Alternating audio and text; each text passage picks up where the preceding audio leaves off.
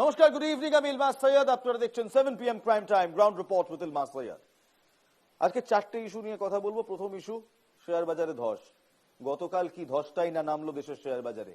কারণ বিশেষজ্ঞরা বলছেন ডোনাল্ড ট্রাম্প নামক একজন ব্যক্তি, যিনি এই মুহূর্তে আমেরিকার প্রেসিডেন্ট, তিনি এমন কিছু শুল্ক নীতি চালু করেছেন যা তাকে নিজেদের তো মারবেই, তার সঙ্গে সঙ্গে এই বিশ্বের একাধিক দেশেও সমস্যা তৈরি করবে। যেমন ধরুন, একটি ছোট্ট দেশ, একটি বহুজাতিক চ্যানেলের, একটি ইন্টারন্যাশনাল চ্যানেলের একজন সংবাদদাতা বলছেন, ম্যাডাগাস্কারের মতো একটা ছোট দেশ যেখান থেকে ভ্যানিলা এক্সপোর্ট হয়, ট্রাম্পের এই শুল্ক নীতির কারণে সেই দেশটি এবার পথে বসবে। কারণ এক্সপোর্ট ডিউটি কিংবা শুল্ক, ট্যারিফ ট্রাম্প এতটাই বাড়িয়ে দিয়েছে যে ম্যাডাগাস্কারের পক্ষে আর সেই ভ্যানিলা এক্সপোর্ট করা সম্ভব নয়। এই ভ্যানিলার হাত ধরে ম্যাডাগাস্কারের মতো ছোট ছোট দেশগুলো আমেরিকায় জিনিসপত্র এক্সপোর্ট করে কিংবা রপ্তানি করে দারিদ্র থেকে কিংবা পভার্টি থেকে নিজেদেরকে টেনে তোলার চেষ্টা করছিলেন। ডোনাল্ড ট্রাম্প এলেন একটি বিরাট ইগো নিয়ে, এবং সেই ইগো আমেরিকার ক্লোজড ইকোনমি জন্ম দিল। আমেরিকা কিন্তু কোনোদিন ক্লোজড ইকোনমি নিয়ে ভাবিত ছিল না। আমেরিকার নীতি ছিল open economy, open economic transaction. কিন্তু সেই ওপেন ইকোনমিক ট্রানজাকশনে আমেরিকার তো ভালো হতোই, তার সঙ্গে সঙ্গে বিশ্বের আরো ছোট ছোট দেশ, বড় দেশ, তাদেরও ভালো হতো। কে নাকি ডোনাল্ড ট্রাম্পকে বোঝালেন, কে বোঝালেন কেউ জানে না, তিনি নিজে বুঝলেন কিনা সেটাও আবার প্রশ্নের মুখে। কে নাকি ডোনাল্ড ট্রাম্পকে বোঝালেন যে না না, এতে হয়তো আমেরিকারই ক্ষতি হচ্ছে, এই যে এত দেশ এত শুল্ক চাপাচ্ছে, আমেরিকাকে শুল্ক দিতে হচ্ছে, সে কারণে আমেরিকার সমস্যা হচ্ছে। আসলে সেটা কিন্তু নয়। কিন্তু ওই যে প্রেসিডেন্ট, দেশের সর্বে সর্বা, তিনি যদি মনে করেন, তাকে আর টলাবে কে? প্রেসিডেন্ট বলুন এবং বড় বড় বহুজাতিক কোম্পানি বলুন, ওই তো বসের কিংবা ওপরওয়ালা তার ইচ্ছেতেই তো সব হয়। তেমন আমেরিকাতেও হলো। আমেরিকার রাষ্ট্রপ্রধান বলছেন যে আমি শুল্ক চাপাবো, পারস্পরিক শুল্ক চাপাবো, আর রোখে কে? এই যে ছবি দেখছেন, হাউডি মোদি নমস্তে ট্রাম্প, ব্যঙ্গ করেই বললাম, কারণ এই ছবির আর কোনো অস্তিত্ব নেই। ভারতের ওপরও এই পারস্পরিক ট্রাফিক কিংবা ট্রেড ট্রাফিক চাপানো হয়েছে। শুধু চাপানো হয়নি, যতটা খুশি নরেন্দ্র মোদীকে এই ছবিতে দেখা যাচ্ছে, ট্যারিফ শোনার পর অতটা খুশি ভারতের শেয়ার বাজার হয়নি, উল্টোটা হয়েছে। ট্রাম্পের এই ট্যারিফের জন্য, যা গত বৃহস্পতিবার তিনি আরোপ করেন, সারা বিশ্বে ইউরোপিয়ান ইউনিয়ন থেকে শুরু করে চীন, Bharat, African countries, British countries, সবাই সমস্যায় পড়েছে। রপ্তানি আমদানি দুটোই সমস্যার মুখে পড়েছে। এমনকি বিশেষজ্ঞরা তো এও বলছে, এর কারণে আমেরিকাতে বেকারত্ব বাড়বে, তার জিডিপি হ্রাস হবে, জিডিপি কমবে। 0.3 এর বেশি জিডিপি বাড়া সম্ভব নয় আমেরিকায়, এবং তার প্রভাব গোটা বিশ্বে পড়বে। ডাও জোন্স এবং সেই সময় যে মর্গান বলেছিল, জেপি মর্গান বলেছিল 60%। লেডিজ এন্ড জেন্টলম্যান, একেবারে সত্যি হয়ে গেল। ধস নামলো দেশের শেয়ার বাজারে। গতকাল সোমবার বাজার খোলার সঙ্গে সঙ্গে পড়তে থাকে বিভিন্ন সংস্থার শেয়ার দর। বাজার বন্ধ হওয়া পর্যন্ত পরিস্থিতির তেমন কোনো উন্নতি হয়নি।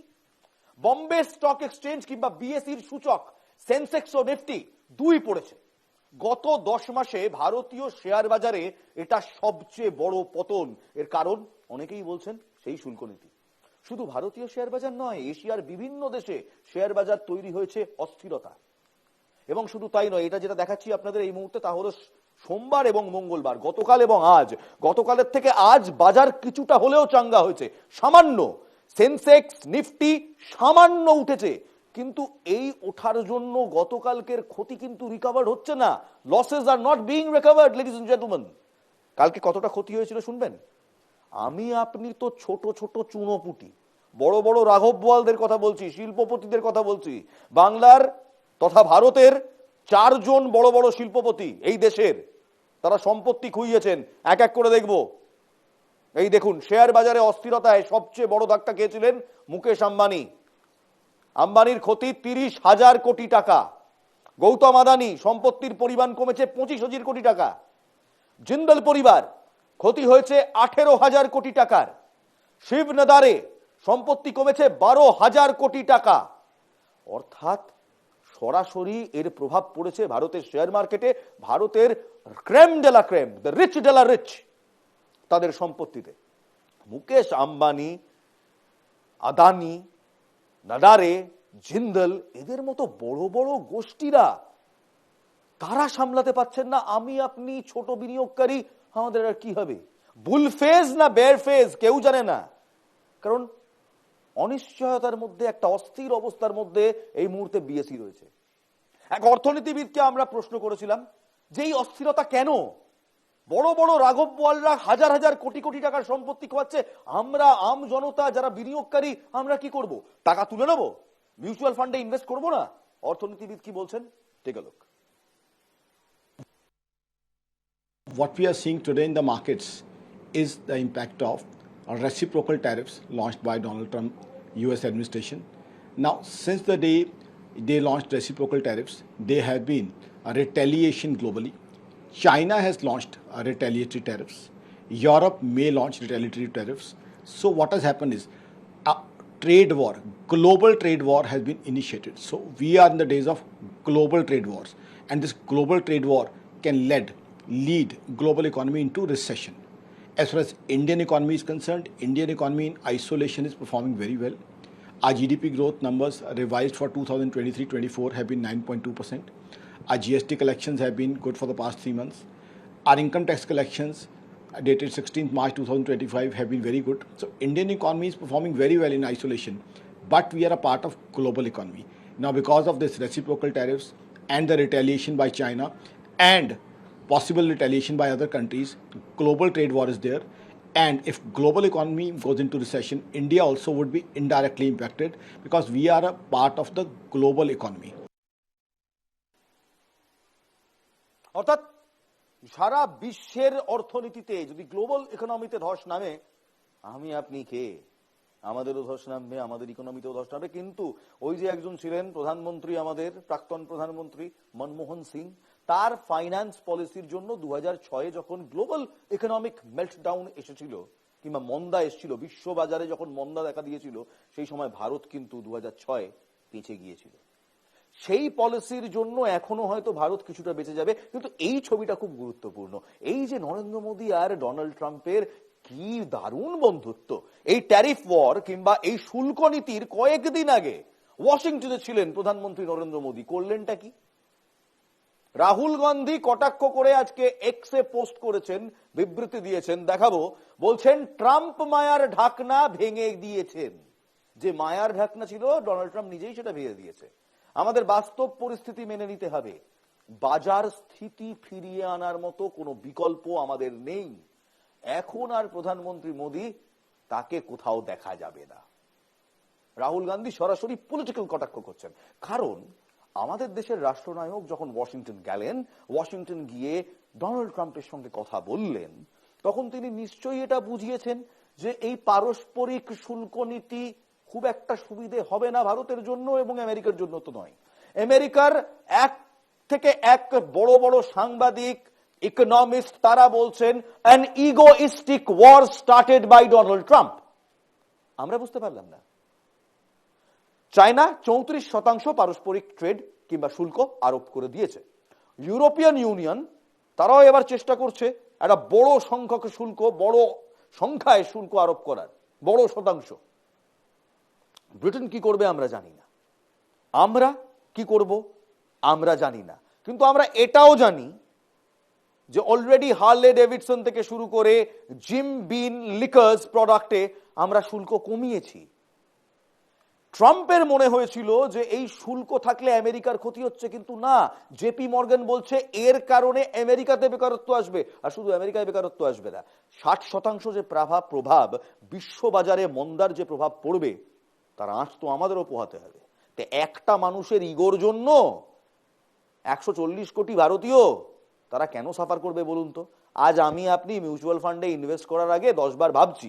যে নিফটি 50 এতদিনে খুব সুন্দর trends and return on investment দিচ্ছিল, সেই নিফটি 50 গতকাল এবং আজকে পোর্টফোলিওর যা অবস্থা খুলে দেখতে ইচ্ছে করছে না। যারা নিফটি 50-তে ইনভেস্ট করেছেন তাদের জিজ্ঞেস করুন, তারা বলবে প্রচুর টাকা গিয়েছে। বড় বড় রাঘব বহালদের হাজার হাজার টাকা গিয়েছে। বাজার স্থিতি হবে কি হবে না সে আমরা জানি না। প্রধানমন্ত্রী মোদী তাকে নাকি কোথাও দেখা যাবে না, রাহুল গান্ধী বলছেন। কিন্তু সেটা নয়, নিম্নমুখী শেয়ারের দরগুলো দেখবো কোন কোন শেয়ারগুলো নিম্নমুখী। Axis bank, Bajaj auto, Cipla, Bharti Airtel, HDFC bank, HDFC life, ITC, ICICI bank, Asian paints, IndusInd bank, এই সমস্ত কিন্তু মিউচুয়াল ফান্ডের জন্য খুব গুরুত্বপূর্ণ। এতগুলো ব্যাংক যারা মিউচুয়াল ফান্ডে ইনভেস্ট করে, নিফটি 50-তে ইনভেস্ট করে, সেই নিফটি 50 যাদের ওপর চলে, সেই নিফটি 50-র সমস্ত শেয়ার পড়েছে। আজকে মার্কেট কেমন? আজকে একটু উঠেছে, জানেন, সামান্য উঠেছে আজকে মার্কেট, কিন্তু সেটা এতটাই কম, তাতে কোনো বৃহৎ প্রভাব পড়েনি নিফটি, সেন্সেক্স দুটোতে। গত 10 মাসে সর্বোচ্চ পতন হয়েছে, সর্বোচ্চ পতন। সোমবার 14 লক্ষ কোটি টাকা হারান লগ্নিকারীরা। পতন হয়েছে টাকার দামে, ডলারের দামে 32 পয়সা বেড়ে গিয়েছে। ডলারের দাম 32 পয়সা বেড়েছে। এর আগে উল্লেখযোগ্য পতন শেয়ার বাজারে কবে কবে হয়েছিল আসুন এক নজরে দেখেন। 2024-এর 4 জুন লোকসভা নির্বাচনের ফল ঘোষণার দিন 4389.73 এটা ছিল Sensex. 5.74 that was the points. এসে দাঁড়িয়েছিল 72,079.05-এ। নিফটি পড়েছিল 5.93 পয়েন্টে। 2020 সালের 23শে মার্চ লকডাউন যেদিন ঘোষণা হয়েছিল, সেন্সেক্স ও নিফটি ধস নেমেছিল, বৃহৎ ধস নেমেছিল। আর সেই ধস আবার আমরা দেখলাম গতকাল সোমবার। সেই ধসের কারণ কি? সেই ধসের কারণ একটাই, যেভাবে ট্রাম্প তার শুল্ক নীতি সাজিয়েছেন, যেভাবে ট্রাম্প আমেরিকাকে একটা ক্লোজড ইকোনমির মধ্যে নিয়ে যাচ্ছেন, সেইভাবে সারা বিশ্বের বাজার রেসিপ্রোকেট করছে না। আরজেডি সাংসদ তিনি কি বলছেন শুনুন।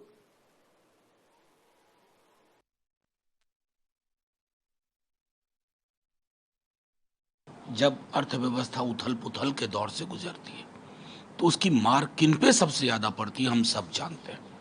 मुझे बेहद दुख के साथ कहना पड़ रहा है, ब्रिक्स वाले मामले में भी टैरिफ की बात तो छोड़िए, उस पर भी कोई प्रतिकार उस रूप में नहीं आया। ब्रिक्स पर जिस प्रकार धमकी भरे लहजे में डोनाल्ड ट्रंप ने बोला, अमेरिकन प्रेसिडेंट, उसका जो प्रतिकार होना चाहिए था हमारी ओर से, क्योंकि प्रधानमंत्री जी भी ब्रिक्स में संभावनाएं देख रहे थे, उसके बारे में जिस प्रकार की टिप्पणी हुई वो कतई उचित नहीं है कि उसका प्रतिकार ना हो पाना। ডোনাল্ড ট্রাম্পকে নিয়ে কিন্তু কেউ খুশি নন। আমেরিকার মানুষজন হয়তো খুশি, আবার অনেক সংখ্যক মানুষ খুশি নন, কিন্তু বিশ্ববাজারে, বিশ্ব দরবারে কেউ খুশি নন। কারণ তৃতীয় বিশ্বযুদ্ধ তো ছাড়ুন, ডোনাল্ড ট্রাম্প যে যুদ্ধ শুরু করে দিলেন, সেই যুদ্ধ মানুষকে পেটে মারবে, হাতে মারবে না, ভাতে মারবে। এই যে মন্দা, এই গ্লোবাল মেল্টডাউন কিংবা এই গ্লোবাল বিশ্ব মন্দা, তার প্রভাব এই দেশেও পড়বে। এবং যখন এই দেশে পড়বে তখন গরিব আরো গরিব হবে, ধনী তারাও গরিব হবে। যেমন দেখলেন হাজার হাজার কোটি টাকার সম্পত্তি এই দেশের 4 রাঘব বোয়াল তারা খুইয়েছেন। আরো একবার আপনাদের দেখাবো, সেই গ্রাফিক্সটা একবার আনতে বলবো। আম্বানি, জিন্দল, আদানি তারা কত টাকা হারালেন, কোন কোন শেয়ার পড়লো দেখুন। 14 লক্ষ কোটি টাকার ক্ষতি হয়েছে লগ্নিকারীদের। শেয়ার বাজারে এই যে অস্থিরতা, তাতে ধাক্কা খেয়েছেন 4 জন দেশের প্রধান শিল্পপতিরা।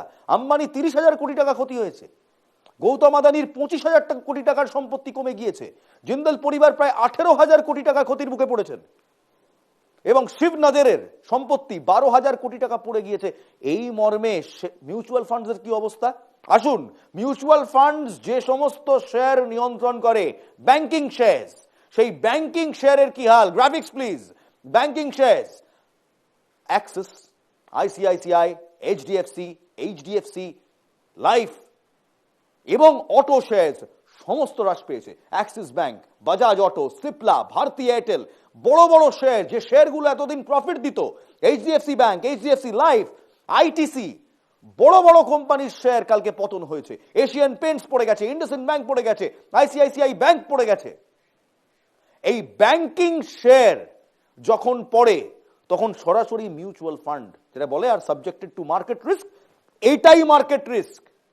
এইটাই হচ্ছে মার্কেটের সবচেয়ে বড় রিস্ক, যে রিস্কে কালকে 14 লক্ষ কোটি টাকা আমজনতা খোয়ালো, বিনিয়োগকারীরা খোয়ালেন। বাজার বিশেষজ্ঞের সঙ্গে কথা বলেছিলাম আমরা, ব্যাংকিং শেয়ারের এই অবস্থা, মিউচুয়াল ফান্ডসের এই অবস্থা, এখন বিনিয়োগ করবেন কি করবেন না, should you buy or should you sell or should you hold? দেখুন কি বলছেন।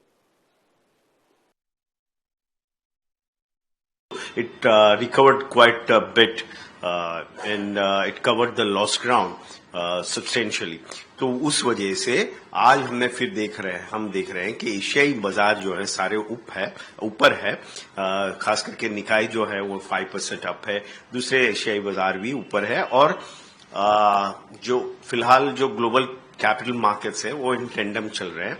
तो हमारा बाजार भी as I am talking to you 1000 point Sensex ऊपर है। टैरिफ की वजह से पूरा ग्लोबल ट्रेड पे उसकी इम्पैक्ट आएगी और अगर इतने हाई टैरिफ है तो जाहिर है कि ऐसा डर है कि यूएस में कहते हैं कि 60% चांसेस ये है कि US will now slip into recession.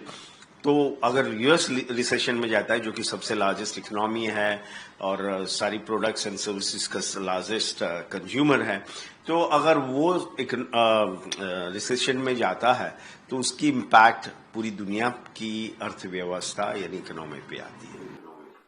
14 lakh crore টাকা, বুঝতে পারছেন, 14 লক্ষ কোটি টাকা বিনিয়োগকারীরা হারিয়েছেন।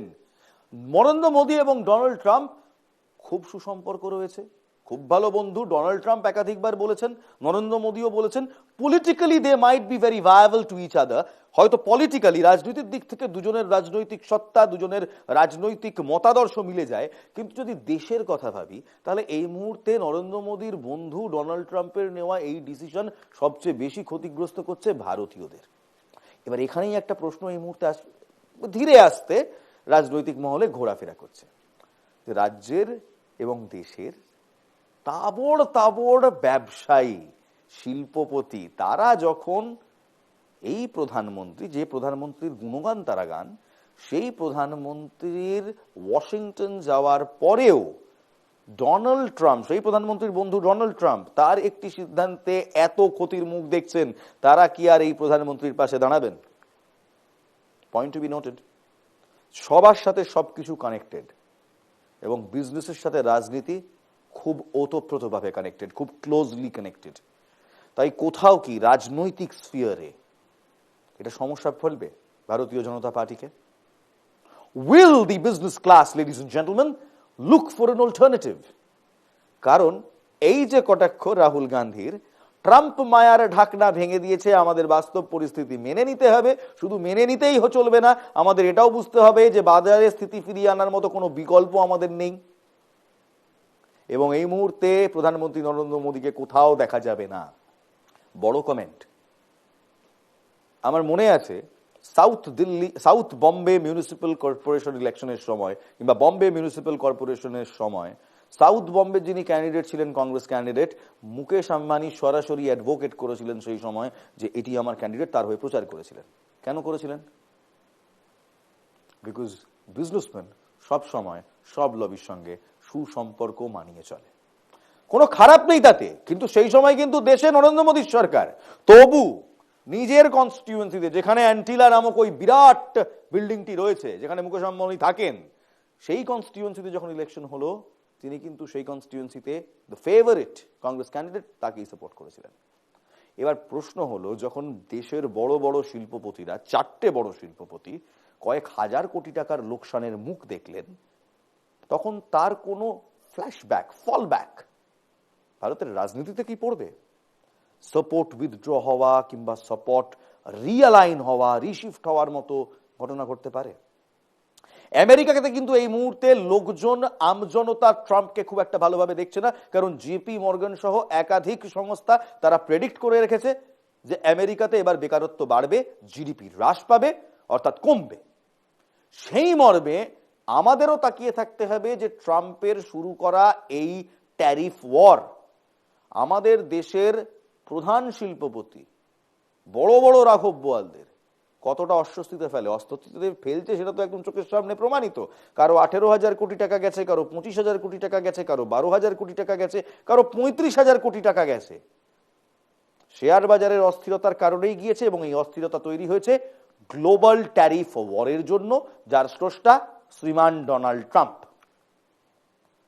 মার্কিন সাংবাদিকরা বলছেন ট্রাম্প সাহেবের এত বড় ইগো যে সেই ইগোর কারণে আজকে এই রকম একটি জায়গায় এসে আমরা দাঁড়িয়েছি। সেই জন্যে আমাদের প্রশ্ন, এখন আপনি কি করবেন? কিনবেন শেয়ার, বিক্রি করবেন শেয়ার, নাকি হোল্ড করে দেখবেন? আমরা মার্কেট এক্সপার্টস নই, তাই কোনো সাজেশন যেচে পড়ে আপনাদের দেব না। শুধু এইটুকু বলবো, ওয়েট অ্যান্ড ওয়াচ পলিসি নিন। তড়িঘড়ি বেচেও দেবেন না, তড়িঘড়ি কিনেও ফেলবেন না। ওয়েট অ্যান্ড ওয়াচ, দেখুন আগে আগে হোতা হ্যায় ক্যা। এই আগে আগে হোতা হ্যায় ক্যা কেন বললুম বলুন তো? কারণ দীর্ঘদিন ধরে আমরা ভেবেছিলাম, আমরা দেখেছিলাম, আমরা এক প্রকার বদ্ধপরিকর ছিলাম যে আজকে যখন সুপ্রিম কোর্টে সুপার নিউমেরি নিয়ে মামলাটা উঠবে, তখন রাজ্য সরকার কিছুটা হলেও নাক অন দ্য ন্যাপলস পাবে, কিংবা কিছুটা হলেও তাদের মুখ পড়বে। হলোই না, জানেন। আজকে সুপ্রিম কোর্ট রীতিমতো স্বস্তি দিল রাজ্য সরকারকে। সুপার নিউমারি নিয়ে সিবিআই এর তদন্ত করার কোনো দরকার নেই, সুপ্রিম কোর্ট জানিয়ে দিলেন। আজকে সকাল থেকে এই নিয়ে অনেক হই হুল্লোড়, কিন্তু এই সমস্ত শোরগোলের মাঝখানে সুপ্রিম কোর্টের আরেকটি ভার্ডিক্ট আমরা খুব একটা হয়তো চোখ দিয়ে পড়িনি। সুপ্রিম কোর্টে আজ একটি মামলা উঠেছিল, তামিলনাড়ু সরকার সেই মামলাটি করেছিল এবং তামিলনাড়ু সরকার সেই মামলাটি জিতেওছে। তামিলনাড়ু সরকারের বক্তব্য ছিল যে রাজ্যপাল কি বিধানসভার পাশ হওয়ার পর কোনো বিল আটকে রাখতে পারেন? দেখুন, বাংলার সাথে কিন্তু সামঞ্জস্য রয়েছে। সুপ্রিম কোর্ট বলে দিল না, পারেন না। কোন রাজ্যপাল বিধানসভায় পাশ হওয়া বিল আটকে রাখতে পারে না। প্রশ্নের মুখে পড়ল তামিলনাড়ুর রাজ্যপাল আর এন রবির ভূমিকা। তামিলনাড়ুর রাজ্যপাল রাজ্যের 10টি বিল আটকে রেখেছিলেন। মঙ্গলবার এই মামলায় রায়ে সুপ্রিম কোর্ট বলছে রাজ্য বিধানসভায় পাশ হওয়া বিল ঝুলিয়ে রাখা বৈধ কাজ নয়, বিলে সাংবিধানিক বিচ্যুতি ঘটেছে এমনটা মনে করলেই কেবল সেটি রাষ্ট্রপতির কাছে পাঠাতে পারেন রাজ্যপাল। রাজ্যপালকে জনগণের দ্বারা নির্বাচিত মন্ত্রিসভার সদস্যদের পরামর্শ মেনেই চলতে হবে, অর্থাৎ যারা বিধানসভায় বসেন তাদের পরামর্শ রাজ্যপালকে মানতে হবে। কেন বলুন তো? কারণ তারা মনোনীত জনতা দ্বারা, আর রাজ্যপাল মনোনীত নন জনতা দ্বারা। তাকে ওখানে এনে বসিয়ে দেওয়া হয়েছে সাংবিধানিক প্রধান হিসেবে, কনস্টিটিউশনাল হেড। প্রশাসনিক প্রধান তিনি নন। প্রশাসনিক প্রধান কিংবা প্রশাসনিক কাজকর্ম কিন্তু বিধানসভাতেই হয়, কারণ আম জনতা ওই মানুষগুলোকে বিধানসভাতে পাঠিয়েছে ভোট দিয়ে। এ কথাও স্মরণ করিয়ে দিয়েছে শীর্ষ আদালত। 3 মাসের মধ্যে বিল সম্পর্কে অবস্থান জানাতে হবে রাজ্যপালকে। সুপ্রিম কোর্টের এই রায়কে ঐতিহাসিক বলছে অনেক মহল। তামিলনাড়ুর মুখ্যমন্ত্রী তথা ডিএমকে এর প্রধান এম কে স্ট্যালিন বলছেন এটা শুধু তামিলনাড়ু নয়, ভারতের সব রাজ্যের জয়। কেন বলছেন এই কথা? কারণ দেখুন, ভারতের অনেক রাজ্যে রাজ্য সরকার এবং রাজ্যপালের মধ্যে বিবাদ রয়েছে। তো কারণ ভারতের অনেক রাজ্যেই ভারতীয় জনতা পার্টির সরকার নেই। সহজ কথায় বলতে গেলে ডবল ইঞ্জিন সরকার নেই। যেমন ধরুন এই বাংলা ডবল ইঞ্জিন নেই, কিংবা ধরুন M K Stalin double engine নয়, তথাকথিতভাবে নয়।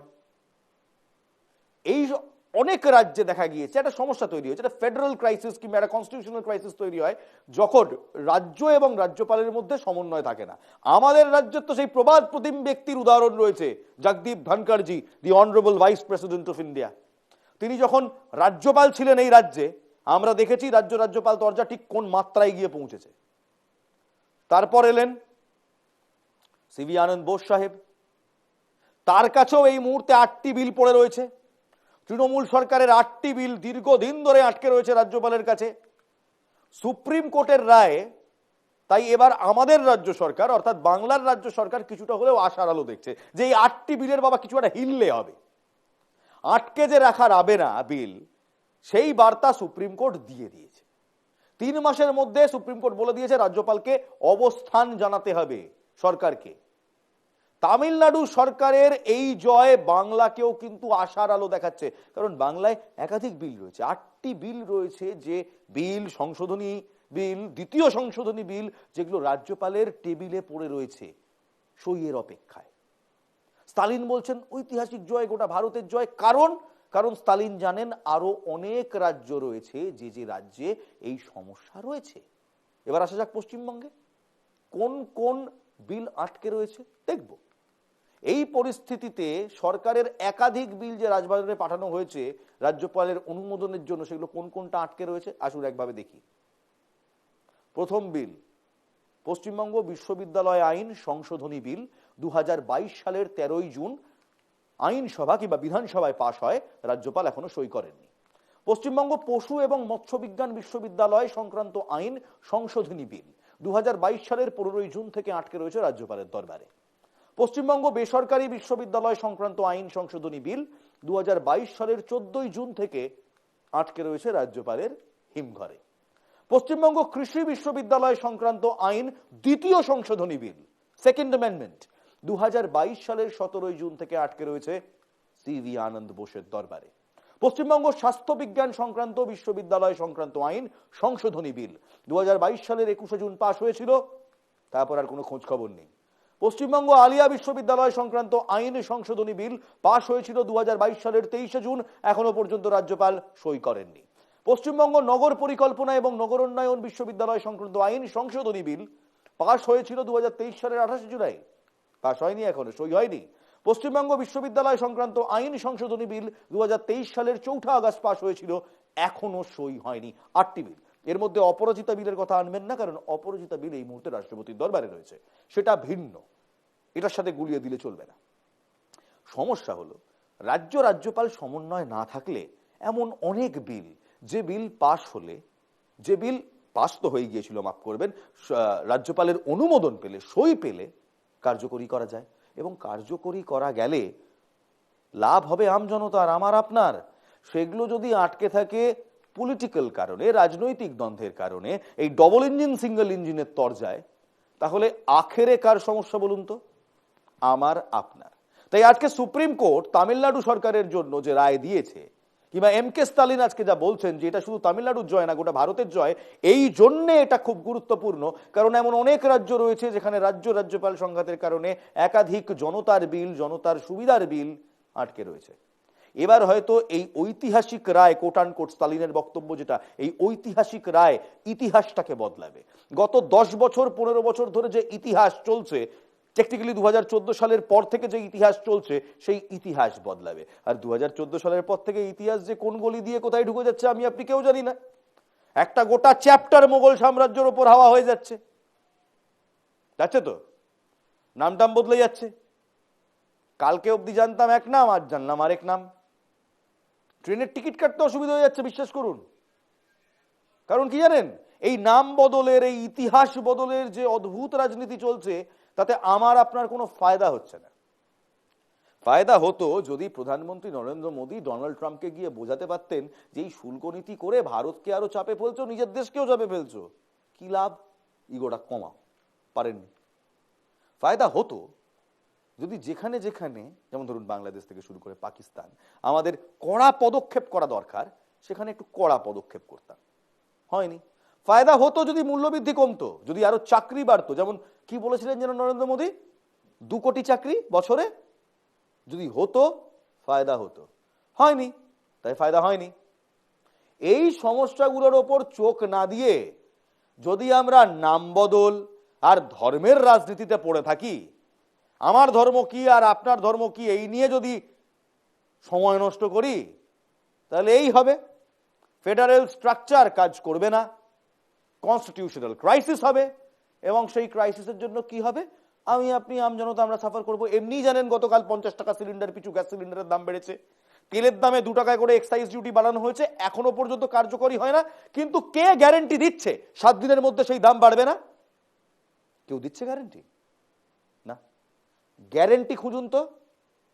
আরে আলপিন থেকে এয়ারপ্লেনের টিকিট কেনার সময় যে বাঙালি, যে ভারতীয় গ্যারান্টি খোঁজে, 10 বার লিখে লিখে দেখেন যে চলছে কিনা, চলছে কিনা, সরকার বাজার সময় পরখ করবেন না। এটা যখন পেন কিনতে যান, 100 বার কালি দিয়ে কালি কাগজের ওপর লেখেন তো পেনটা চলছে কিনা। যখন একটা ইলেকট্রনিক গ্যাজেট কিনতে যান, চার্জ দিয়ে কানেক্ট করে দেখেন তো গ্যাজেটটা চলছে কিনা, ব্যাটারি বদলে দেখেন তো। ভাবুন তো, 1 বছর চলার জন্য পেন কেনার সময় যদি এতটা ঘষে ঘষে পরীক্ষা করেন, 5 বছর যে সরকার আপনার জীবনের দায়িত্ব নেবে তাকে সিলেক্ট করার আগে কিংবা চুজ করার আগে আপনি পরখ করবেন না? পরখ করুন। একটা ছোট্ট বিরতি দিচ্ছি, বিরতির পর ফিরে আসছি। দেখতে থাকুন NK TV Bangla prime time 7 PM ground report with Ilmas Syed.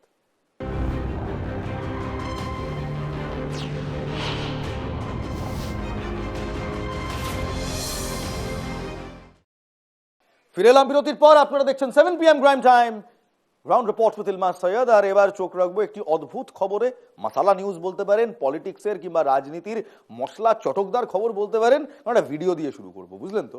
আমি কিছু বলার আগে এই ভিডিওটা দেখুন। ভিডিওতে যেই লোকটা আছে সে একটা সময় অভিষেক বন্দ্যোপাধ্যায়ের একটি মঞ্চে দাঁড়িয়ে একটা অদ্ভুত নাচ করেছিলেন, জানেন তো? সেই নাচতে নাচতে এরা খিঁচ মেরি ফটো কি সব বলেছিলেন। এবার যে ছবিটা দেখাবো, এই ছবিটা দেখুন। এটা বিজেপির পোস্ট করা ভিডিও। এই ভিডিওর সত্যতা আমরা যাচাই করিনি। অমিত মালব্য এই ভিডিওটা পোস্ট করেছে। প্রথমে ভিডিওটা দেখুন, তারপর গল্পে আসছি। Video full screen please.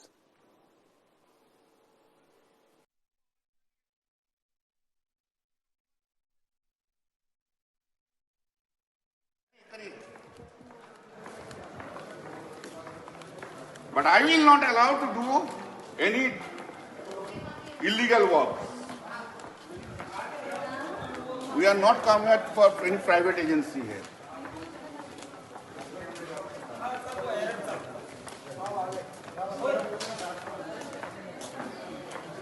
चलो अरे क्या तुम नहीं हमारे तो नहीं है तुम क्या समझ रहे हो मुझको तुम क्या समझ रहे हो मुझको हम कोटा में नहीं आया है भाई और उन लोग अलग पार्टी छोड़ के नहीं आया है।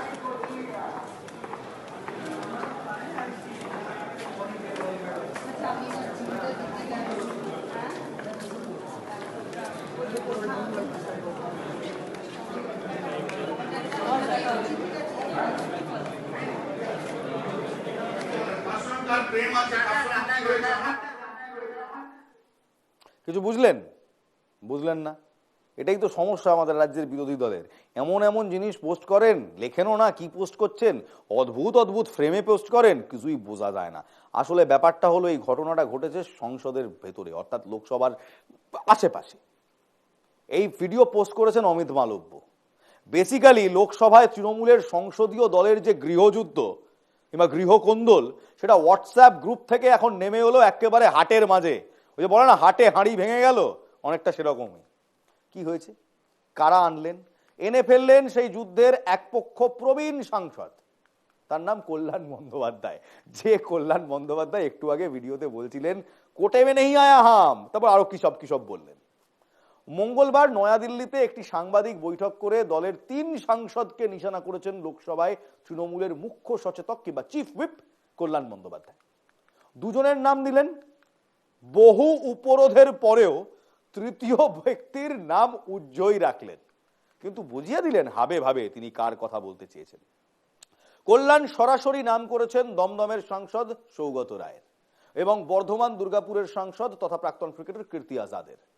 তাদের পাশাপাশি কল্যাণের নিশানায় থাকা এক মহিলা সংসদ, তিনি কে? আমাদের অন্তর তদন্ত বলছেন তিনি আর কেউ নন, কৃষ্ণনগরের সাংসদ মহুয়া মৈত্র। প্রশ্ন সত্ত্বেও কোনো নাম করেননি কল্যাণবাবু, এটা সরাসরি জানিয়ে দিই আপনাদের। সারাক্ষণ বলে গিয়েছেন এক মহিলা সাংসদ, ওই ভদ্র মহিলা। সৌগত এবং ওই ভদ্র মহিলা কিংবা ওই মহিলা সাংসদকে এক বন্ধনীতে ফেলে কল্যাণ বলছেন সৌগত রায়ের কোনো ক্যারেক্টার আছে নাকি? নারদার টাকা নিয়েছিল, মনে নেই? নারদার চোর। আর এর তার থেকে গিফট নেওয়া সব 2 নম্বরীগুলো এক জায়গায় হয়েছে। এর তার থেকে গিফট নেওয়া সব 2 নম্বরীগুলো, এই কথাটা ভালো করে মাথায় রাখবেন। 2 নম্বরীদের এক জায়গায় হতে বেশি সময় লাগে না, কল্যাণবাবু বলে যাচ্ছে। উল্লেখ্য, বিদেশ থেকে ব্যবসায়ীর কাছ থেকে উপহার নিয়ে সংসদে আদানি এবং মোদিকে জড়িয়ে প্রশ্ন তোলার অভিযোগে গত মেয়াদের শেষ পর্বে সংসদ থেকে মহুয়াকে বহিষ্কৃত হতে হয়েছিল। এর তার থেকে গিফট নেওয়া প্রসঙ্গে কল্যাণ কাকে ইঙ্গিত করলেন? মহুয়া মৈত্রকে? এই প্রশ্ন উঠছে। সৌগতকে নারদ গোপন ক্যামেরার অভিযানে, অর্থাৎ নারদার গোপন ক্যামেরার অভিযানে, স্টিং অপারেশনে হাতে নগদ টাকা নিতে দেখা গিয়েছিল, সেই প্রসঙ্গও বলছেন। যদিও মহুয়া মৈত্রর তরফে এখনো পর্যন্ত প্রকাশ্যে কল্যাণ বন্দ্যোপাধ্যায় সম্পর্কে কোনো মন্তব্য করা হয়নি। মহুয়ার সঙ্গে যোগাযোগ করার চেষ্টা করা হয়েছিল, সাড়া মেলেনি। আমরা এনকেটিভির পক্ষ থেকে মহুয়া মৈত্রকে ফোন করেছিলাম, তিনি ফোন তোলেননি। তবে তৃণমূলের সংসদীয় দল সূত্রে খবর, কল্যাণের এই দুর্ব্যবহার নিয়ে তিনি দলনেত্রী মমতা বন্দ্যোপাধ্যায়কে একটি চিঠি লিখেছেন। সেটি মঙ্গলবার সকালেই মমতার কালীঘাটের বাড়িতে পৌঁছেছে। কল্যাণের সাংবাদিক বৈঠক হয়েছে ঠিক তারপর। এই সময় অনেকের মতে তাৎপর্যপূর্ণ, অর্থাৎ এই টাইম, এই ক্রোনোলজি, কে এক নেতা বলেছিল না, ক্রোনোলজিকও সমঝো, এটারও ক্রোনোলজি বুঝুন, এই সময়টা কতটা তাৎপর্যপূর্ণ। তৃণমূলের অনেকেই মনে করছে মমতার বাড়িতে মহুয়ার চিঠি পাওয়ার পরেই কল্যাণ সাংবাদিক বৈঠক করে থাকেন যদি, তাহলে তিনি তা মমতার অনুমোদন না পেয়ে করেননি। আবার অনেকে বলছেন মমতা ওই চিঠি খুলে পড়েছেন কিনা তা নিশ্চিত নয়। আরো বেশি তাৎপর্যপূর্ণ এই যে মহুয়ার চিঠির প্রসঙ্গে প্রশ্ন করা হলে কল্যাণ বলছেন, আমি সংসদে সকলের বিরুদ্ধে লড়াই করি, একাই লড়াই করি, একটা অধিবেশন না এলে বুঝবে। ইংরেজিতে ফটর ফটর করলেই কোনো পুরুষকে অসম্মান করা যায় না। দিদি যদি মনে করেন আমি ভুল করেছি বলে দিন, আমি সব ছেড়ে দিয়ে চলে যাব, আমার কি আছে। যা থেকে মনে হচ্ছে কল্যাণ ইস্তফা দেওয়ার কথা প্রকাশ্যে বলে পাল্টা চাপ তৈরি করার চেষ্টা করছেন। এবার কল্যাণ বাবু আজ মহুয়া মৈত্র সম্পর্কে on air in front of camera, এই সাংবাদিক বৈঠকে যেখানে উনি, ভিডিওটা না, একটু সাংবাদিক বৈঠকটা দেখাবো, হ্যাঁ, এই সাংবাদিক বৈঠকে যেখানে উনি এরকম আঙুল তুলে তুলে তুলে তুলে কথা বলছেন, কি বলছেন মহুয়া মৈত্রর ব্যাপারে দেখুন।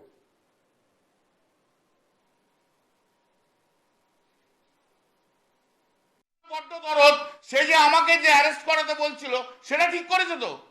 দিদি শুধু বলে দিক ভুল হয়েছে, রাজনীতি ছেড়ে চলে যাব, আমার অত রাজনীতি নিয়ে অত কিছু নেই।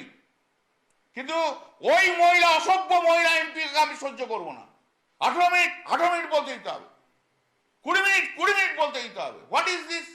I can take pressure of everyone, but I cannot take the pressure of that particular MP for saying যে আমাকে এত মিনিট অ্যালটমেন্ট করতে হবে। 2-3টে কারণে অনেকে হিংসা হয়েছে। টুকে কামরাজলেন, পপুলারিটি অ্যাট দিল্লি, ওয়াকআপ বিলের দিদি কেন নমিনেট করেছিল সেটা তো প্রথম থেকে গুজ করেছে অনেকে। And speaking in the ওয়াকআপ bill and how it has been recognized by all the peoples of the country, you know, কি করব আমি? এবার আমরা বলছি এটা মহুয়া মৈত্র প্রসঙ্গে, কিন্তু আমরা জানি না এটা আদৌ মহুয়া মৈত্র প্রসঙ্গে তিনি বলছেন কিনা। কিন্তু ওই যে সাংবাদিকরা অনুমান করে, আমাদের অনুমান এটা মহুয়া মৈত্র প্রসঙ্গেই। কারণ ফটর ফটর ইংরেজি বলে, ফটর ইংরেজি বলে থেকে শুরু করে একাধিক যে শব্দবন্ধনী তিনি ইউজ করেছেন, ওই যে গিফট নেওয়া সাংসদ, হ্যান ত্যান, অনেক কিছু বলছেন, তো মহুয়া মৈত্রর দিকে ইঙ্গিতটা যায়। যদিও আপনাদের এটাও জানিয়ে রাখি, মহুয়া মৈত্র এখনো পর্যন্ত কল্যাণবাবু সম্বন্ধে প্রকাশ্যে কিচ্ছু বলেননি। তবে যে চিঠি পৌঁছেছে মমতা বন্দ্যোপাধ্যায়ের কালীঘাটে, সূত্র মারফত যে খবর জানতে পারছি, সেটা কি মহুয়া মৈত্র লিখেছেন? খবরের সত্যতা আছে? দেখুন, খবরের সত্যতা আছে কি নেই সেটা পরবর্তীকালে হয়তো তৃণমূল কংগ্রেসের বড় বড় নেতারা, টপ লিডারশিপ, টপ ব্রাস বলতে পারবে। কিন্তু একটা জিনিস তো প্রমাণিত, এই দলের সাংসদদের মধ্যে একটা গৃহকন্দল চলছে, হোয়াটসঅ্যাপ গ্রুপে চলছিল এতদিন, এখন সেটা একেবারে হাটে হাঁড়ি ভেঙে গেল। কে ভাঙলেন? কল্যাণবাবু নিজে ভাঙলেন। সেই মহিলার ব্যাপারে কল্যাণবাবুর বক্তব্য আপনারা শুনলেন। এবার শুনুন সৌগত রায়ের বিরুদ্ধে কল্যাণবাবু কি বললেন। সৌগত রায়ের কিন্তু নাম কল্যাণবাবু নিয়েছেন, প্রকাশ্যে বলেছেন। প্রথমে শুনবো কল্যাণ বন্দ্যোপাধ্যায়, মাননীয় কল্যাণ বন্দ্যোপাধ্যায় সাংসদ, তিনি তার আরেক সাংসদ, তারই দলের আরেক সাংসদ সৌগত রায় ঠিক কি কি শব্দবন্ধনী তার জন্য ব্যবহার করছেন, শুনুন।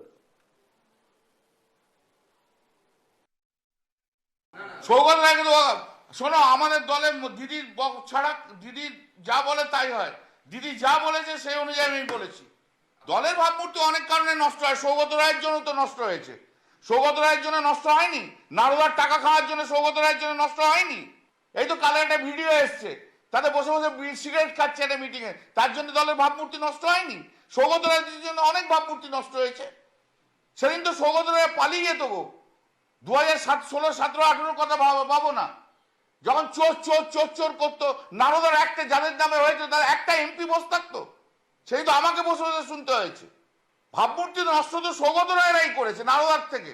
ওর খুব অন্যায় এগুলো, একটা সিগনেচার নিয়ে এত বড় বড় কথাবার্তা। সৌগত রায়ের কোনো ক্যারেক্টার আছে নাকি? এখানে এক কথা বলে ওখানে আরেক কথা বলে। সৌগত রায়ের ক্যারেক্টারটাই হচ্ছে এর পিছনে লাগা ওর পিছনে লাগা, একবার একে ওখানে লাগিয়ে দেয় ওখানে লাগিয়ে দেয়, দেখ বলো লেখো। সৌগত রায় কোনোদিন 2001 থেকে আমাকে পছন্দ করেনি। প্রিয়রঞ্জন দাসমুন্সির লোক ছিল এরা। এদের মমতা ব্যানার্জি গালাগাল দিলে এদের গায়ে লাগে না, এখনো যদি প্রিয়দায় গালাগাল দেয় ওদের গায়ে লাগবে সৌগত রায়। ওর জন্য তো ভাবমূর্তি আগে ক্ষুণ্ণ হয়েছে, নরদার চোর। হায় কপাল, তৃণমূল কংগ্রেসের একজন সাংসদ তৃণমূল কংগ্রেসের আরেকজন সাংসদকে বলছেন নারদার চোর। নারদা কেলেঙ্কারি কিংবা নারদা স্টিং অপারেশনের ভিডিওর রেশ এখনো চলছে। একটি ভিডিও ছিল এক নেতার, সেই নেতা এখন আর তৃণমূল কংগ্রেস করেন না, সেই নেতা এখন ভারতীয় জনতা পার্টির মেন নেতা, বাংলার বিরোধী দলের নেতা। তার ভিডিওটা যেমন রাতারাতি কিভাবে যেন টুইটার এবং সোশ্যাল মিডিয়া থেকে বিজেপির হাওয়া হয়ে গেল কেউ জানতে পারলেন না, তেমন আমরাও বুঝতে পারছি না কল্যাণবাবু হঠাৎ করে কি কোন সমস্যায় পড়লেন যে নিজেই দলের একাংশের বিরুদ্ধে এভাবে ক্ষোভ উগড়ে দিচ্ছেন। অন ক্যামেরা সাংবাদিকদের ডেকে তিনি বলছেন নারদার চোর। কাকে বলছেন? সৌগত রায়কে। আমরা তাই সৌগত বাবুর কাছেও গিয়েছি, জিজ্ঞেস করলাম যে দলের এক এমপি যদি আপনাকে নারদার চোর, কোট আনকোট নারদার চোর আখ্যা দেন, আপনি বা কি বলবেন? তিনিও যে কথাগুলো বললেন সেগুলোও খুব একটা শুনতে ভালো লাগলো না, নিজেরাই শুনুন। আমি অনেক দিন ধরে মনে করি যে দলের ভিতরের ব্যাপার বাইরে বলা উচিত নয়। কল্যাণ কি বললো না বললো তাতে আমার কিছু আসা যায় না। আমি মনে করি ও একটা ব্যর্থ আইনজীবী। কল্যাণ এসব ওয়াক অফ এরা সব নারদার চোর বলে শুধু আমাদের আক্রমণ করেনি, পার্টিরও ক্ষতি করেছে এবং নিজের আইনের জ্ঞানের অভাব পরিষ্কার করেছে। আমার কল্যাণের থেকে সার্টিফিকেট নেবার দরকার নেই। দুর্মুখ অনিয়ন্ত্রিত একজন মানুষ হিসেবে কল্যাণের মধ্যেই একটা সুনাম অর্জন করেছে। ও সুনাম নিয়ে থাকুক, আমি তো তৃণমূলেই আছি, কিন্তু আমি মনে করি কল্যাণকে সরিয়ে দেওয়া উচিত চিফ হুইপ থেকে। আসলে এই কদিন সুদীপ অসুস্থ থাকায় কল্যাণের হাতে ক্ষমতা এসেছিল, ও হাতে মাথা কাটছিল, যাকে ইচ্ছে বলতে দিচ্ছিল, যাকে ইচ্ছে বলতে দিচ্ছিল না, এবং বলতে চাইলে লোককে অপমান করছিল। আমি মনে করি একজন লোকও তৃণমূলের এমপিদের মধ্যে পাওয়া যাবে না যে কল্যাণের পক্ষে, একজনও পাওয়া যাবে না।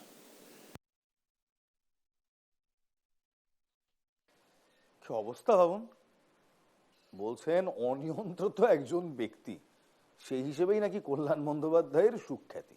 তবে আমাদেরও কয়েকটা প্রশ্ন আছে জানেন, যেমন যে রাজ্যকে কিংবা যে শহরকে আমরা বলি মহিলাদের জন্য সেফেস্ট, তৃণমূল কংগ্রেস যার সুপ্রিমো একজন নেত্রী, একজন মহিলা, সেই দলের একজন সাংসদ, সৌগত রায়ের সঙ্গে যা হচ্ছে সেটা তারা নিজেরা বুঝে নেবেন, কিন্তু এক মহিলা সাংসদকে এভাবে কটূক্তি করা, এভাবে খারাপ কথা বলা শোভা পায়?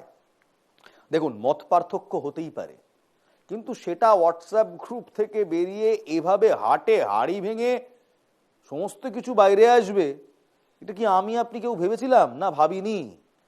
আবার বিজেপি তো অলরেডি বলছে এটাই নাকি তৃণমূলের মুসল পর্ব, শুরু হয়ে গেছে মুসল পর্ব। অনেকে আবার বলছেন না, এখান থেকেও রাজনৈতিক ফায়দা তোলার চেষ্টা করছে, বিভিন্ন মানুষ বিভিন্নভাবে নিজেদের লবি অ্যাঙ্গেল গুছিয়ে নেওয়ার চেষ্টা করছেন। কে মমতা বন্দ্যোপাধ্যায়ের কত কাছে থাকতে পারেন? এবার এখানেই প্রশ্ন উঠছে, সেনাপতি তিনি নেই তো এর পেছনে? দু এক মহল, ওয়াকিবহাল মহল সেই ইঙ্গিত দিচ্ছেন, কারণ সৌগত রায়ের সঙ্গে কার বনিমনা নেই, কল্যাণবাবু কার কাছের লোক, মহুয়া মৈত্রর সঙ্গে কোন নেতার কত দূরত্ব, এই সমস্ত সমীকরণ এখন এই প্রেক্ষাপটে এসে রাজনীতিকে আরো জমিয়ে তুলেছে। আর আমরা তাই কুণাল বাবুর কাছে পৌঁছে গিয়েছিলাম, যে কুণাল বাবু দলের মুখপাত্র, যে কুণাল বাবু একদা সাংবাদিক ছিলেন, যিনি লন্ডন থেকে ওই হ্যালো লিখতেন, সেই কুণাল বাবুকে জিজ্ঞেস করলাম যে রসিকতা তো অনেক হলো ফেসবুকে, এবার আপনার দলে যে রসিকতা হচ্ছে তাই নিয়ে কি বলবেন? কুণাল ঘোষ কি বলছেন শুনবো। একটা প্রাথমিক প্রতিক্রিয়ার পর একবার থেমে যাওয়াটা ভালো, কারণ এই জিনিস চলতে থাকলে সাধারণ যারা আমরা কর্মী, সাধারণ যারা সমর্থক, যারা সাধারণ সোশ্যাল মিডিয়ায় লড়াই করেন, তারা খুব অস্বস্তিতে পড়ে যায়। ফলে এটা হয়ে যায় কখনো, এটাও স্বাভাবিক, এর মধ্যে কোনো মানে অস্বাভাবিকতা কিছু নেই, মিটেও যাবে। কিন্তু অনেক সিনিয়র একসঙ্গে একটা কোনো ঘটনায় যদি ইনভলভড হয়ে যান কোনো ঝগড়ায়, সেক্ষেত্রে সেটা দলের সাধারণ কর্মী সমর্থক শুভানুধ্যায়ীদের পক্ষে সেটা একটু এম্বারাসিং হয়ে যায়। আমাদের দলের নেতৃত্ব গোটা বিষয়টি জানেন, এই বিষয়টা তারা দেখছেন। কুণাল বাবুকেই বা কি আর বলি বলুন, খুব পাশ কাটিয়ে একটা উত্তর দিলেন, আরে উনিও তো না পারছেন গিলতেন, না পারছে ফেলতে, কি বলবে? যা হচ্ছে সব তো ক্যামেরার সামনে হচ্ছে, যে যা বলছে সব তো নাম করে করে বলছে। একমাত্র এইটুকু রক্ষা যে সেই মহিলা সাংসদের নাম কেউ নেননি। এবার শুনুন লকেট দেবী, ভারতীয় জনতা পার্টির লকেট দেবী কি বলছেন শুনুন।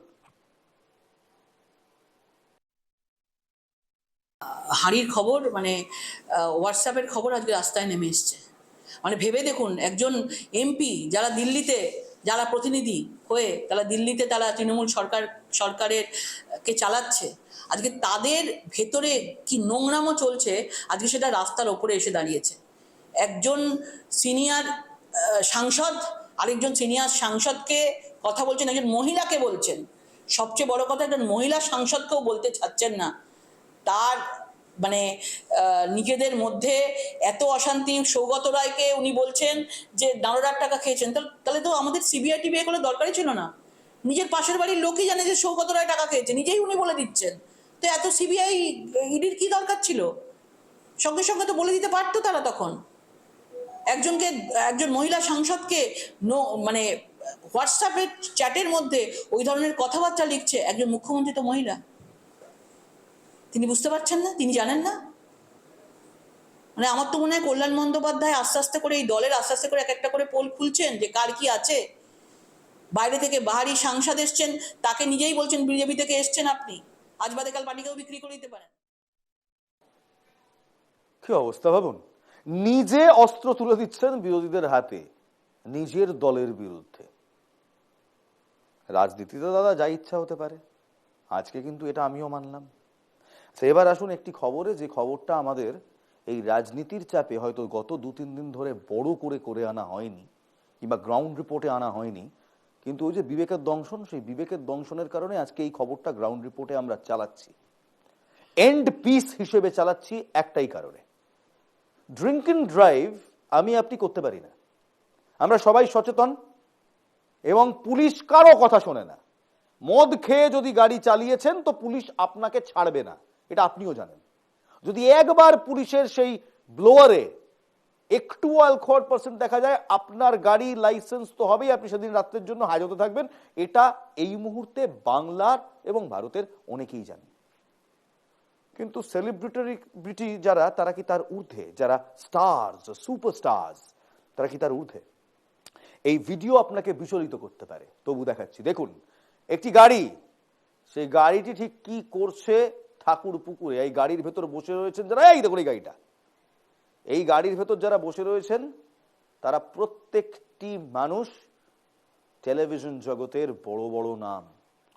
এই গাড়িটি একটি নো এন্ট্রিতে ঢুকলেন, একটি বাজারে ঢুকলেন, ঢুকে পর পর কয়েকজন পথচারীকে পিষে মারলেন, একজন মারাও গেল। তারপর আর ওয়েট করলেন না, ওখান থেকে পালাবার তাড়া দেখুন। আর এই যে ভদ্রলোক, এর নাম ভিক্টো, সিদ্ধান্ত দাস ভিক্টো, ইনি ছিলেন স্টিয়ারিং এ, ইনি গাড়ি চালাচ্ছিলেন। মূল অভিযুক্ত ইনি শ্রিয়া বসু, এনার ভিডিও আপনারা দেখেছেন। মদ খেয়ে এতটাই তিনি মত্ত যে পুলিশের গাড়িতে পর্যন্ত উঠতে পারলেন না, ধবাস করে পড়ে গেলেন। একটি নামকরা চ্যানেলের এক্সিকিউটিভ প্রডিউসার, আর ইনি ভিক্টো সাহেব সিরিয়াল টিরিয়াল ডিরেক্ট করেন। এরা মত্ত অবস্থায়, প্রথম থেকে বলি তাহলে, শো খুব ভালো হয়েছে সেই কারণে প্রথমে দক্ষিণ কলকাতার একটি মলে চুটিয়ে মদ খেলেন, যতক্ষণ না সেই বার বন্ধ হচ্ছে ততক্ষণ মদ খেলেন। তারপর আরো মদ খেলেন সারা কলকাতায় গাড়িতে বসে ঘুরতে ঘুরতে, ড্রিঙ্ক এন্ড ড্রাইভ। তারপর ভোরবেলা ঢুকলেন ঠাকুরপুকুরে, মারলেন পর পর কয়েকজন পথচারীকে, একজন মারা গেলেন, গুরুতরভাবে অসুস্থ হলেন, আহত হলেন অনেকে।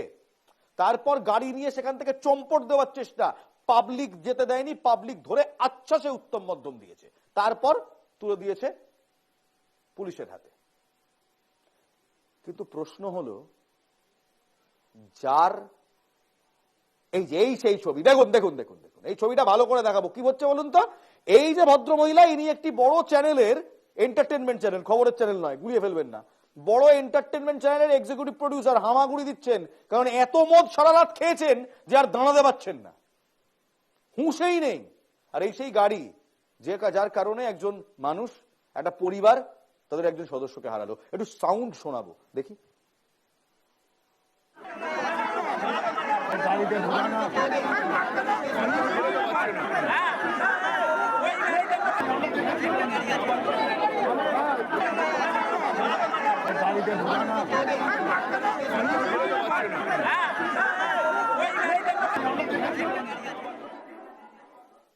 গ্ল্যামারের দুনিয়ায় থাকতে থাকতে সবাই নিজেকে সালমান খান ভেবে নিয়েছেন, মেরে বেরিয়ে যাব, পরে যা হবে দেখে নেবো, আমরা তো সেলিব্রিটি, আমরা বুঝে নেবো। সরি, সালমান খানও বাঁচবেন না, আপনারাও বাঁচবেন না। আজকে ধরা হয়েছে যিনি পরিচালক, ওই ভিক্টো, যিনি গাড়ি চালাচ্ছিলেন সেদিন মত্ত অবস্থায়, তার জেলও হয়েছে, অ্যারেস্ট করা হয়েছে।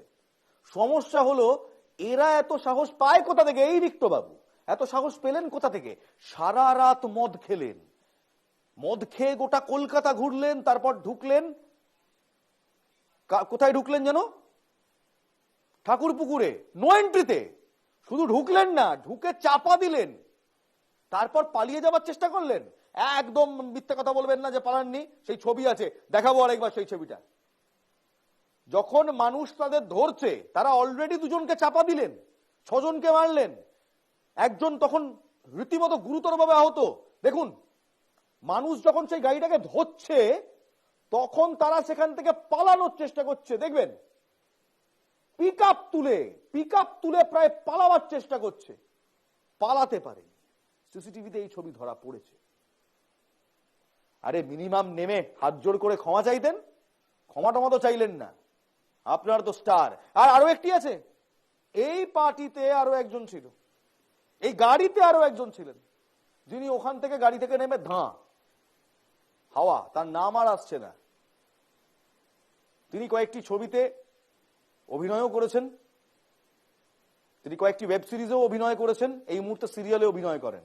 নামটি আর বললাম না, কারণ ওই যে কিছুটা হলেও সৌজন্যতা বোধ আমরা রাখি।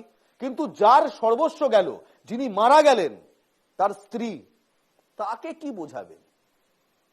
কোন চমক, কোন গ্ল্যামারের আলো তার জন্য আর কাজ করে না। শুনুন তার বক্তব্য। বিনা দোষে এরম এসে গাড়িটা এরম ভাবে দুর্ঘটনা করে দিল, আমি কিচ্ছু আমার মাথায় আসছে না।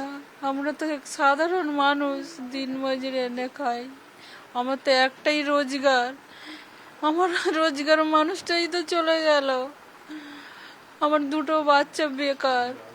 এইরম ভাবে ড্রাগস করে মদের বোতল নিয়ে এইরম ভাবে নিয়েও মানুষগুলোকে এইরকম ধুলোসাৎ করে দিল, পুলিশ কিছু ব্যবস্থা করলো না।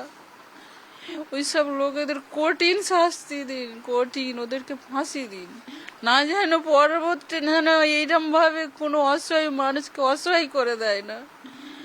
আপনারা একটু ব্যবস্থা করুন। আর এই ঘটনার পর জানেন, চাঞ্চল্যকর অভিযোগ রয়েছে এই নিহতের পরিবারের। তারা বলছেন এই ঘটনার পরেই পুলিশ নাকি থানায় ডেকেছিল টাকার বিনিময়ে সমঝোতা করতে। নিহতের ছেলে এমন দাবি করেছে, এমনকি পুলিশ চরম অসহযোগিতা করেছে বলে অভিযোগ উঠছে।